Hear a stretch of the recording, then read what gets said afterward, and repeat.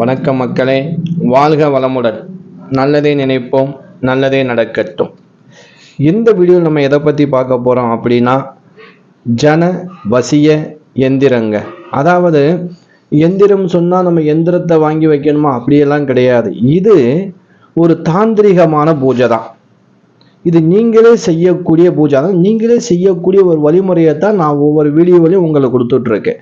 நீங்கள் போய் காசு கட்டி காசு கொடுத்து அமௌண்ட் அதிகமாக செலவு பண்ணி அப்படி பூஜை பண்ணி இப்படி பூஜை பண்ணுவாங்கன்னு அவசியமே இல்லைங்க. எளிமையானது, தாந்திரிக முறைப்படி அற்புதமான அந்த காலத்தினுடைய வழிமுறைகள். ராஜா காலங்கள்லாம் இதை செப்பு தகத்திலேயே வச்சுருப்பாங்க. அவங்க போடுற தாயத்தோடு அது மாதிரி ஆபரணங்கள்லையும் நான் சொல்லக்கூடிய இந்த எந்திரத்தை வைத்திருக்கிறார்கள். காரியங்கள் வெற்றி தரும். போகிற இடத்துல நல்ல ஒரு மதிப்பு இருக்கும், மக்கள் மத்தியில் நல்ல ஒரு மதிப்பு இருக்கும். இது யாருக்கெல்லாம் தேவைப்படும் அப்படின்னா, தொழில் செய்கிறவங்களுக்கு மிக மிக ரொம்ப ரொம்ப அவசியம். ஏன்னா மக்கள் வந்தால் தான் இங்கே வியாபாரம் ஓடும் இல்லையா? அப்போ இது ஒரு ஜன வசிய எந்திரம் தான் இது. அப்போ மக்களை இருக்கும், அந்த ஈர்ப்பு சக்தி அதிகமாக இருக்கும், வசீகரம் அதிகமாக இருக்கும்.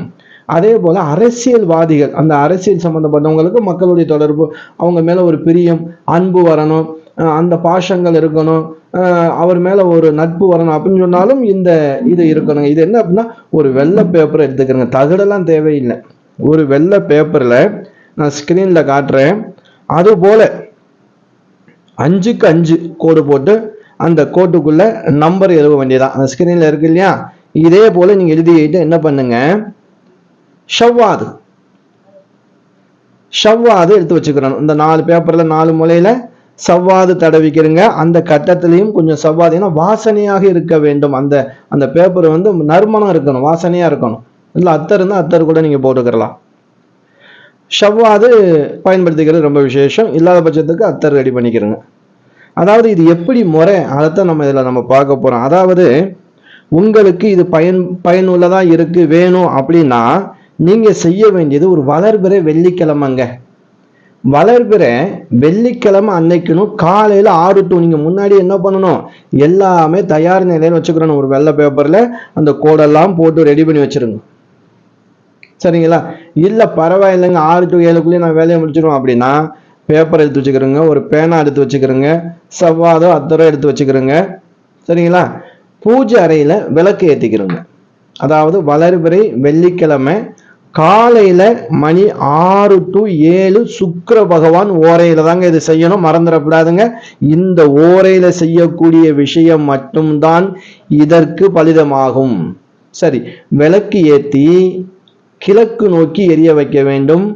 நீங்களும் கிழக்கு நோக்கி தான் இருக்க வேண்டும், அமர வேண்டும். அதாவது ஒரு ஆசன பலகை போட்டுக்கலாம், இல்ல மனக்கட்டை இருந்தா போட்டுக்கலாம், இல்ல ஒரு பெட்ஷீட் துண்டு ஏதாவது ஒண்ணு விரிச்சு அது மேல நீங்க உட்கார்ந்துக்கணும். வெறும் தரையில உட்காரப்படாது. பிள்ளையார வணங்கிக்கிறங்க, உங்களுடைய குலதெய்வத்தை வணங்கிக்கிறங்க. வணங்கிட்டு அந்த பேப்பரை எடுத்து நீங்க செய்ய வேண்டியது, நான் ஸ்கிரீன்ல கொடுத்துருக்கேன் இல்லையா? அதே போல அந்த 5க்கு 5 கோடு போட்டு அந்த கோடு கட்டத்துக்குள்ள 24 என்கிற எண், 31 2 7, அடுத்த கட்டத்துல பாருங்க 6 3 28 27, அடுத்த கட்டத்துல பாருங்க 30 25 8 1, அடுத்த கட்டத்துல கடைசி 4 5 26 29. இதை நீங்க எழுதிட்டு நான் சொன்ன மாதிரி இந்த 4 மூளை இருக்கு இல்லையா பேப்பருடைய, அதுல இந்த சவ்வாதில் அத்தரை தடவிட்டு அந்த சக்கரை நம்ம போட்டிருக்க பாருங்க கட்டம், அதுலயும் கொஞ்சம் தடவிக்கிறங்க. தடவிட்டு 21 முறை இந்த மந்திரத்தை சொல்லணும். இந்த மந்திரம் நான் ஸ்கிரீன்ல உங்களுக்கு கொடுக்குறேன் பாருங்க. இதற்கான மந்திரம் நல்லா தெரிஞ்சுக்கிறேங்க, ஸ்கிரீன்ல கொடுக்குறேன். நீங்க 21 முறை இந்த மந்திரத்தை சொல்லணும். ஓம் நமோ கந்தர்வ தேவா சர்வ ஜனம் மம வசம் ஆகர்ஷய குரு குரு ஸ்வாஹா. உங்களுக்காக நிறுத்தி சொல்ற மாதிரிங்க. ஓம் நமோ கந்தர்வ தேவா சர்வ ஜனம் மம வசம் ஆகர்ஷய குரு குரு ஸ்வாஹா. இந்த மந்திரத்தை 21 முறை அந்த பேப்பரை பார்த்து நீங்க சொல்லிட்டு ஒரு 3 தடவை உங்க வாயில் உள்ள காத்து இருக்கு இல்லையா, அப்படி 3 தடவை இல்லை 7 தடவை 9 தடவை அதை ஊதிட்டு என்ன பண்ணுங்க, அதை நல்லா ஒரு ஆறா மடிச்சிருங்க. நல்லா மடித்து உங்களுடைய பாக்கெட்டில் வச்சுக்கிறலாம், இல்லை மணி பர்ஸ் இருக்குது அதில் வச்சுக்கிறலாம், இல்லை ஹேண்ட்பேக் இருக்குது அதில் வச்சுக்கலாம். லேடிஸாக இருந்தாலும் ஹேண்ட்பேக் பை ஏதாவது ஒன்றில் நீங்கள் வச்சுட்டு வெளியில் போனியே, வியாபாரத்துக்கு போனியே, ஒரு காரியத்துக்காக போனியே, அந்த இடத்துல உங்களுக்கு மதிப்பு மரியாதையும் மக்கள் செல்வாக்கும் உங்களுக்கு நிறைந்து காணப்படும். இது ஒரு தாந்திரிகமான விஷயம்தான். இதை நீங்க செஞ்சு பார்த்தீங்க அப்படின்னா கண்டிப்பாக நீங்கள் உணர முடியும்.